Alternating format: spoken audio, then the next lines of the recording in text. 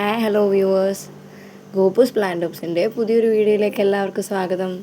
ഇന്ന് ഞാൻ എല്ലാവരെയും പരിചയപ്പെടുത്തുന്നത് ബഡ് റോസുകളാണ് കേട്ടോ. എല്ലാവരുടെയും പൊതുവായൊരു പരാതിയാണ് ബഡ് റോസുകൾ വാങ്ങി വെക്കുന്നു പക്ഷേ ഫ്ലവർ ഉണ്ടാവുന്നില്ല എന്നുള്ളൊരു പരാതി. പക്ഷേ ഒന്നാമത്തെ കാരണം എന്ന് പറഞ്ഞാൽ ആരും അതിനെ നല്ല രീതിയിൽ കെയർ ചെയ്യുന്നില്ല. കാരണം ബഡ് റോസുകളെന്ന് പറയുമ്പോൾ നമ്മൾ നന്നായിട്ട് കെയറിങ് കൊടുത്തെങ്കിൽ മാത്രമേ ഈ പൂക്കൾ ഉണ്ടാവുള്ളൂ.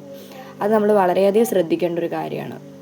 പിന്നെ രണ്ടാമത്തെ കാര്യം, നമ്മൾ ആ കവർ ബാഗുകളിൽ വാങ്ങിക്കുന്നതായാലും ചെടിച്ചട്ടികളിൽ വാങ്ങിക്കുന്നതായാലും നമ്മൾ അതിൽ തന്നെ നിർത്തിയിരിക്കുക. ചിലരൊക്കെ അതിൽ തന്നെ നിർത്തിയിരിക്കുക, അല്ലെങ്കിൽ ആ കവറോടുകൂടി ഇറക്കി അങ്ങ് വെക്കുക ചെയ്യുന്നത്. ഒന്നാമത്തെ കാരണം അതൊരു ക്ലേ സോയിലാണെന്നുള്ളത് മനസ്സിലാക്കുക.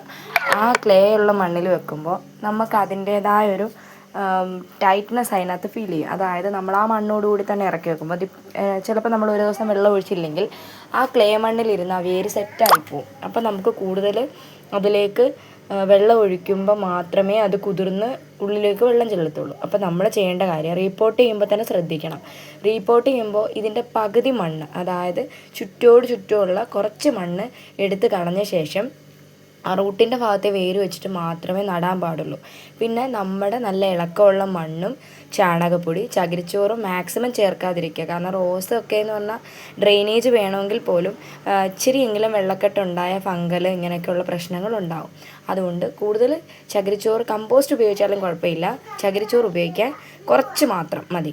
എല്ലുപൊടി ആദ്യമേ നടണം എന്നില്ല, നട്ടാലും കുഴപ്പമില്ല. പക്ഷേ അളവ് കൂടിപ്പോകാൻ പാടില്ല. കൂടിപ്പോയാൽ ചൂടാണ്, ഉള്ളിലിരുന്ന് കൂടുതൽ പ്രശ്നങ്ങളുണ്ടാവും. അതുകൊണ്ട് പിന്നെ നമ്മൾ ഇടയ്ക്കൊരു 10-20 ദിവസത്തെ ഗ്യാപ്പിൽ, അല്ലെങ്കിൽ ഒരു മാസത്തെ ഗ്യാപ്പിൽ മാത്രം എല്ലുപൊടി ഇട്ട് കൊടുത്താൽ മതിയാവും. പിന്നെ കൂടിയ രീതിയിലുള്ള ചൂട് കിട്ടുന്ന ടൈപ്പിലുള്ള വളങ്ങളൊന്നും ഉപയോഗിക്കാൻ പാടില്ല. ലിക്വിഡായിട്ടുള്ള വളങ്ങളാണെങ്കിൽ ആഴ്ചയിൽ ഒരു ദിവസം ഉപയോഗിക്കാം. പിന്നെ പ്രൂണിങ് ചെയ്ത ശേഷം വളം കൊടുക്കുന്നതായിരിക്കും ഒന്നുകൂടെ ബെറ്റർ. നന്നായിട്ട് പ്രൂണിങ് ചെയ്ത് കൊടുക്കുക. പിന്നെ ഒരു DAP ഒക്കെ കൊടുക്കുമ്പോൾ, DAP ഒക്കെ തരിയായിട്ട് ഇരിക്കുന്നതാണല്ലോ, അപ്പോൾ DAP ഒക്കെ കൊടുക്കുമ്പോൾ ഒരു കുറച്ച് മാത്രം ഇങ്ങനെ മണ്ണൊന്ന് ഇളക്കിയിട്ട് ചുറ്റുമുള്ള മണ്ണ് ഇളക്കിയിട്ട് മണ്ണിൽ ഇട്ട് കൊടുത്ത് ഒന്ന് മണ്ണ് ഫില്ല് ചെയ്ത് കൊടുക്കുന്നതായിരിക്കും നല്ലത്. പിന്നെ ഉള്ളിത്തോല്, മുട്ടത്തൊലി, തേയിലക്കൊന്തൊക്കെ ഇടുന്നവരുണ്ട്. അപ്പോൾ അതൊക്കെ എന്ന് പറഞ്ഞാൽ ഓവറായിട്ട് ഇടാൻ പാടില്ല, ചുവട്ടിലേക്ക് ചേർത്തിടാൻ പാടില്ല. ഫംഗൽ ഇൻഫെക്ഷൻ പോയിട്ടുള്ള പ്രശ്നങ്ങളുണ്ടാവും. കൂടാതെ ഞാൻ ചെയ്തു നോക്കിയിട്ട് എനിക്ക് ബെറ്റർ റിസൾട്ട് തോന്നിയിട്ടുള്ള എപ്സം സോൾട്ട് എന്ന് പറഞ്ഞാൽ നമ്മുടെ ഒരു കൈക്കുള്ളിൽ എടുത്തിട്ട് ബക്കറ്റിൽ വെള്ളത്തിനകത്തോട്ട് മിക്സ് ചെയ്തിട്ട് നന്നായിട്ട് ഇങ്ങനെ കപ്പും കൊണ്ട് നന്നായിട്ട് ഇങ്ങനെ കലക്കി കൊടുത്തിട്ട് 1/2 കപ്പ് വീതം പിന്നെ ചുവട്ടിൽ മാത്രം ഒഴിച്ചു കൊടുക്കാവൂ. ചെടിയുടെ റൂട്ടിലോ സ്റ്റെമ്മിലോ ഒന്നും തൊടാൻ പാടില്ല. അങ്ങനെയൊക്കെ ഒന്ന് ചെയ്ത് നോക്കിയാൽ നന്നായിട്ട് നമുക്ക് റോസ് പിടിച്ച് കിട്ടും. Thank you.